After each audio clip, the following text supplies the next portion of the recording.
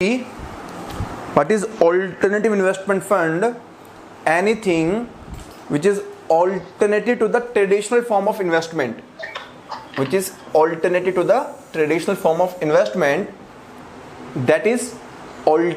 investment fund. So traditional form of investment means investment into the stock, investment into the bonds, investment into the bank FD, or investment into the real estate. So that is a traditional form. So if investment is not being made into any traditional investment, that is alternative traditional investment. But how do you identify it, that which investment fund is alternative investment fund? How do you identify? So for identifying, such fund has to be registered or defined in the regulation of the SEBI, which were given in 2012. So SEBI has given some regulation. Based upon this regulation, such fund can be identified. Please mute yourself. I can hear the noise of someone. So it includes venture capital fund. It can include hedge fund. Hedge fund means those fund who provide the facility to hedge the risk of foreign exchange rate fluctuation, right? So there are a lot of businesses who are dealing in the foreign currency because of foreign investment, or maybe they are doing business from the foreign countries. So in all these cases, there is always a risk of change in the foreign exchange value, and because of that change in the foreign exchange value, there is always the chances of having some losses. So these hedge fund are basically those fund who decrease the losses, and similarly the risk can also rise when the investment is made into the equity stock market. So those kind of risks are also hedged. Then private equity investment, debt fund, infrastructure fund, it excludes. So what is not alternative investment fund? The mutual fund, collective investment scheme. Collective investment scheme means where the people are investing in a single scheme on a large scale. Family trust, employee stock option scheme. So employee stock option scheme means where the companies are providing the option to their own employees to buy its own shares. So for example, Infosys says that those employees who have been working for a long time in the Infosys, they will be given the shares if they continue working for the next 10 years. So Infosys will give them option that you buy these shares, and if you continue working in the Infosys company for next 10 years, then you can convert your option into the shares, right? So that is a kind of extra compensation and extra incentive which is given to the employees of a company. So this is the employee stock option scheme. Employee welfare trust, gratuity trust, holding companies within the meaning of section 4 of the Companies Act 1956, right? So you do not need to remember all of these technical details, because that level of question should not be asked. Now there are 3 categories of the AIF. You should know about this. So first category of the AIF is that they have a positive spillover on the economy and may get concessions from the regulator and pass through taxation, right? Pass through taxation. So what is the meaning of pass through taxation? You should understand this.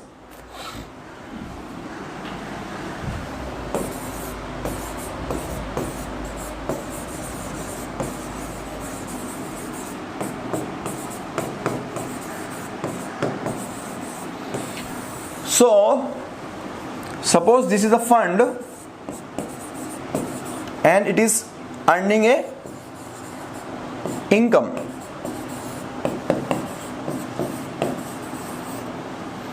Suppose the income is 100 lakh rupees. On this income, if suppose this fund is a company, it is registered itself as a company, there will be tax of 30%. So it is supposed to pay 30 lakh of income tax on the profit, right?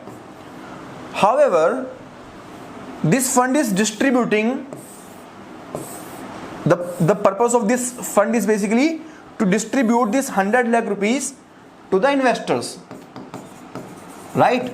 So one way can be that government will take the tax from fund itself. The government will charge 30% on 100 lakh rupees over here only. So this means there is no pass through taxation, right? So when the tax on the income is being given by the fund only, this means this is not tax, this is not pass through taxation. And if the government says that okay, we will not charge 30% tax from you here, you can distribute your 100 lakh rupees to your investor. Suppose 2 lakh rupees to one investor, 3 lakh rupees to one investor, 1 lakh rupees, 10 lakh rupees, 15 lakh rupees, and so on, right? So you can distribute your income to the investor, because ultimately the income belongs to the investor. मालिक तो investor ही है ना, उनकी income है तो उनको बांट दो, और हम इन्वेस्टर्स पर टैक्स लेंगे. We will collect the income tax from these investor, right? So in this case, what is the benefit? In this case, the investors will be benefited. Why? Because for the investors, the income up to 2.5 lakh rupees is tax free, है ना? Income tax में होता है ना, income tax में we have a slab system. So because of the slab system, certain level of income is tax free, that is 2.5 lakh rupees. So those people whose income is very very less, for 2 lakh rupees, 1 lakh rupees, they are not supposed to pay any tax. And those people whose income is high, they are also supposed to pay 20% or 10%, depending upon which slab they are falling in, right? So the tax burden on the investor is comparatively low as compared to the fund. In case of fund, there is a flat rate of 30%, but in case of investor, it can range between 0% to 30%, depending upon the other income of the investor, depending upon the financial status of the investor, right? So this pass through, this distribution of the income without charging tax on the fund and the investor paying the tax is basically called pass through taxation, right? So in case of pass through taxation,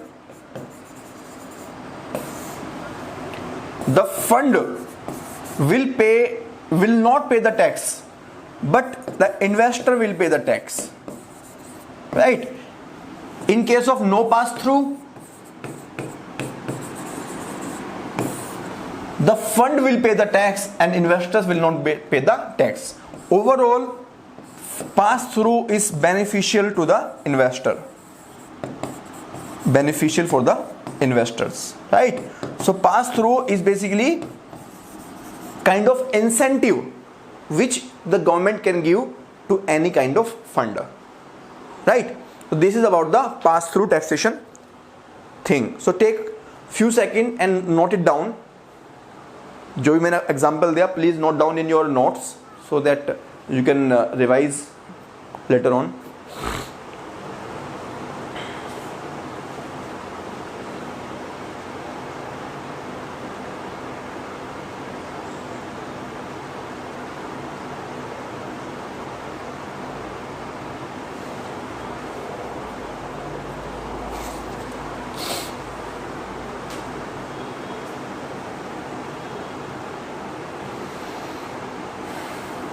So please write down at least this slide, pass through and not pass through.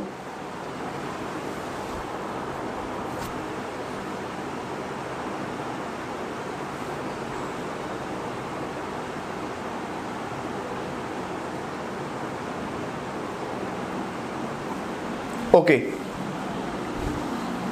now let us go back to the study material, right? So category 1, they have a positive spillover and there is a facility of pass-through taxation. That means investor is taxed, not the fund, right? Example is venture fund, social venture fund, infrastructure fund. So these are the funds which are promoting, this venture fund is promoting startup, social venture fund is promoting the social cause, and infrastructure fund is promoting the infrastructure sector. Category 2, they do not get any tax concession. They cannot raise the debt for investment purposes, but can do so to meet their day-to-day operation requirement, and they get the benefit of pass-through taxation. They include private equity fund, they include real estate fund, they include debt fund. Category 3, they are traded to make short-term returns, and there is no pass-through taxation. So here you can see that fund is taxed, investor is tax-free, tax exempt.